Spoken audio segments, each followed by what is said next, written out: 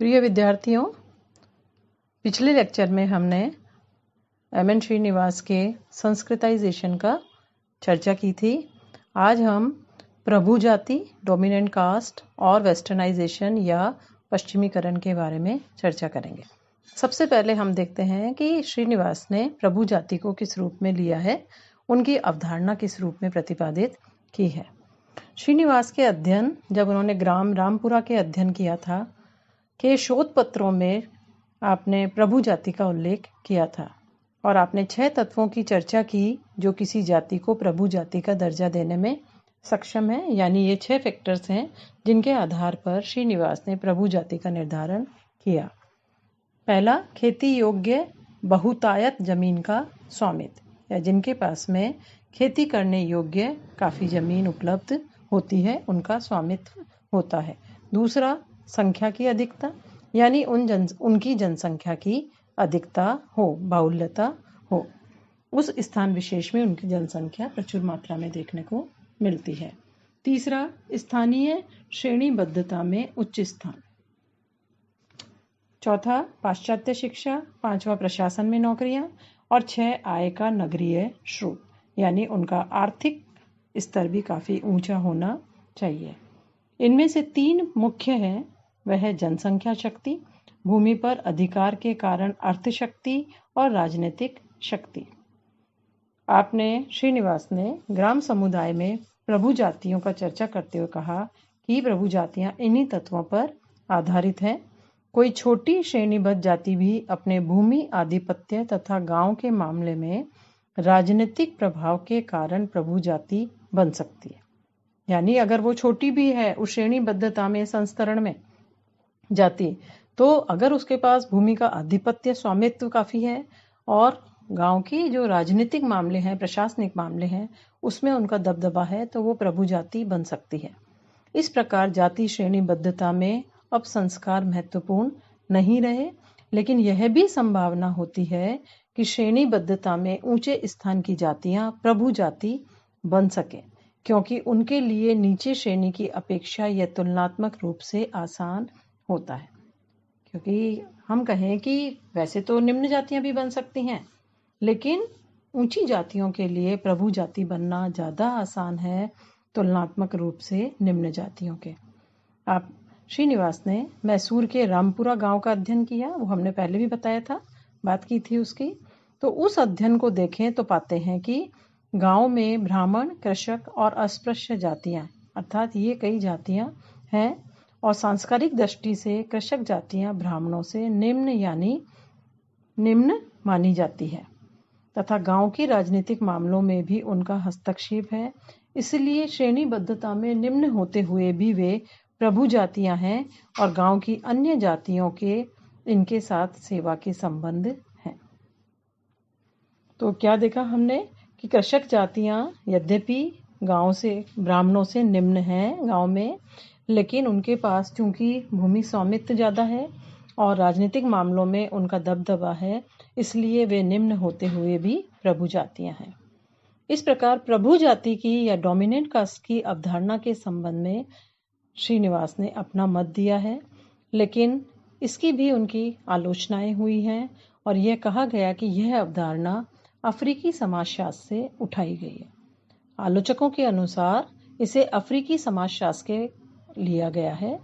इसे नकारते हुए श्रीनिवास ने कहा कि इस अवधारणा का मूल स्वयं कुर्ग समाज के अध्ययन में निहित है और अपने क्षेत्रीय अध्ययन में उन्होंने पाया कि कुर्ग और ओकलिंगा जातियां अपने गांव में प्रभुता के साथ जुड़ी हुई है।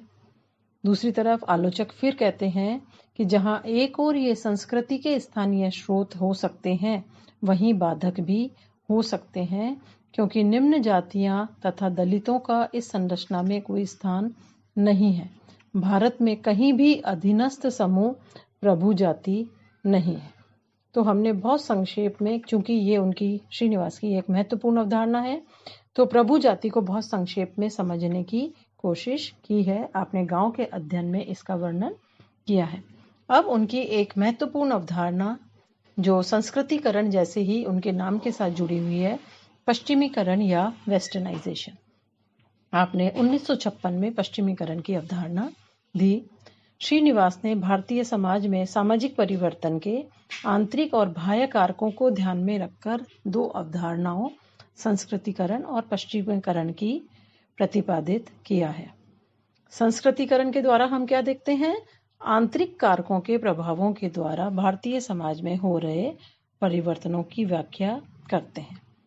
यहाँ आंतरिक कारक है संस्कृतिकरण में, वहीं दूसरी तरफ पश्चिमीकरण की प्रक्रिया के माध्यम से श्रीनिवास ने विगत 150 वर्षों से भारतीय समाज में हो रहे सामाजिक परिवर्तनों की व्याख्या और विवेचना की है। तो यहाँ हम उनकी पश्चिमीकरण की अवधारणा को समझने की कोशिश करते हैं। श्रीनिवास ने पश्चिमीकरण की परिभाषा निम्न शब्दों में दी है। देखिए, परिभाषा में अपने आप में उसकी विशेषताएं छुपी हुई है, इसलिए हम इसका एक एक शब्द समझने की कोशिश करेंगे।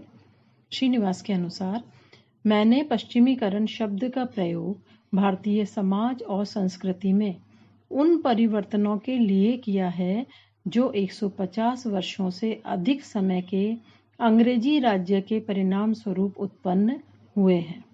यानी ब्रिटिश शासन भारत में रहा है और उनके प्रभाव के स्वरूप, परिणाम स्वरूप जो परिवर्तन आए हैं उनको आपने पाश्चात्यकरण में शामिल किया है। और यह शब्द यानी पाश्चात्यकरण औद्योगिक संस्थाओं, वैचारिकी, मूल्यों आदि विभिन्न स्तरों पर होने वाले परिवर्तनों का अपने में समावेश करता है। यानी हमारी जो समस्त जीवन प्रणाली है उसके ऊपर होने वाले प्रभाव जो ब्रिटिश शासन काल के थे, ब्रिटिशर्स के थे, औपनिवेशिक काल के थे, उनको उन्होंने पश्चिमीकरण के नाम से संबोधित किया है। योगेंद्र सिंह के अनुसार आपने पश्चिमीकरण को परिभाषित करते हुए लिखा है कि पश्चिमीकरण से तात्पर्य भारत में होने वाली उन सभी सांस्कृतिक परिवर्तनों तथा संस्थागत नवाचारों से है जो इस देश में पश्चिमी राष्ट्रों, प्रमुखतः यूके के साथ राजनीतिक और सांस्कृतिक संपर्क के कारण हुए हैं।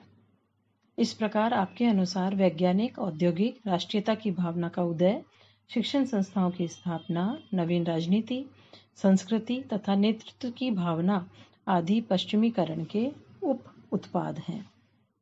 आपके अनुसार संस्कृतिकरण की तुलना में पश्चिमीकरण की अवधारणा अधिक सरल है। ये किसके विचार हैं? प्रोफेसर योगेंद्र सिंह के।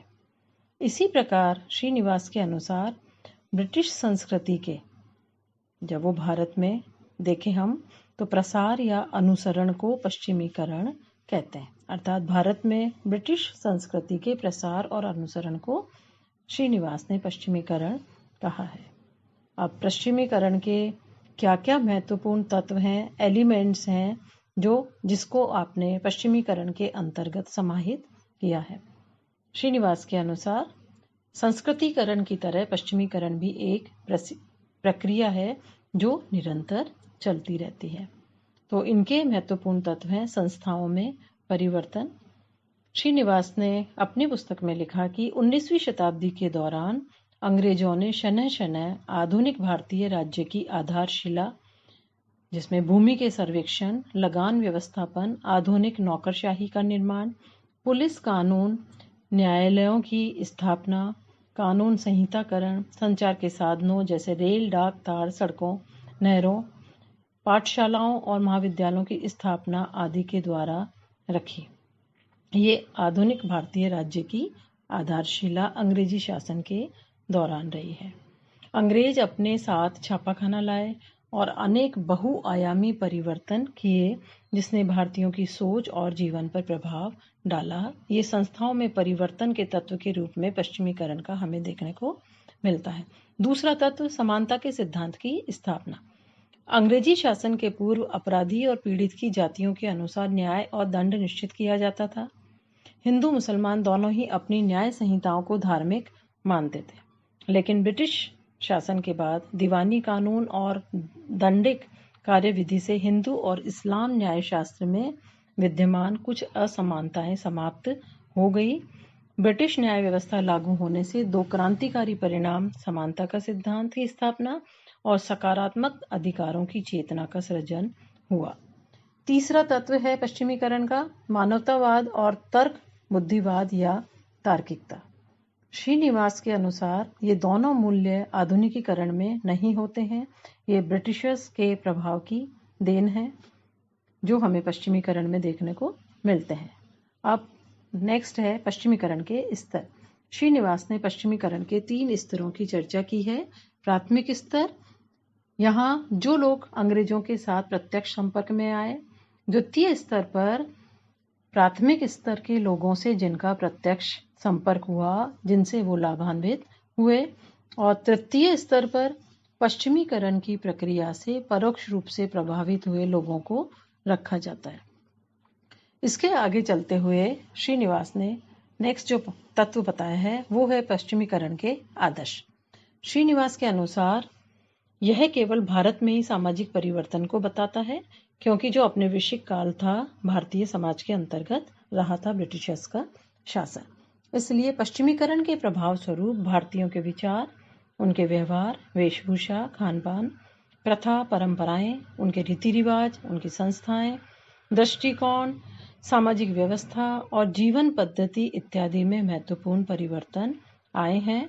और अंग्रेजों ने भारत को नगरीकरण, औद्योगिकरण, प्रौद्योगिकी, यातायात संचार क्रांति इत्यादि अनेक नव व्यवस्थाएं, स्वतंत्रता, मानवतावाद जैसे नवीन मूल्यों से अवगत कराया। ये पश्चिमीकरण के आदर्श के रूप में श्रीनिवास ने उल्लेखित किया है। और पश्चिमीकरण के प्रभाव के फलस्वरूप इस प्रकार भारतीयों के जीवन में अनेक परिवर्तन आए हैं, जैसे सामाजिक, आर्थिक, राजनीतिक संस्थाओं, धार्मिक जीवन, शिक्षा, ललित कलाएं, विभिन्न प्रकार की कलाओं पर, या हम यूँ कहें कि लगभग जीवन के सभी पक्षों में महत्वपूर्ण प्रभाव पश्चिमीकरण का दिखाई देता है, जिनके फलस्वरूप हमें कई परिवर्तन देखने को मिलते हैं।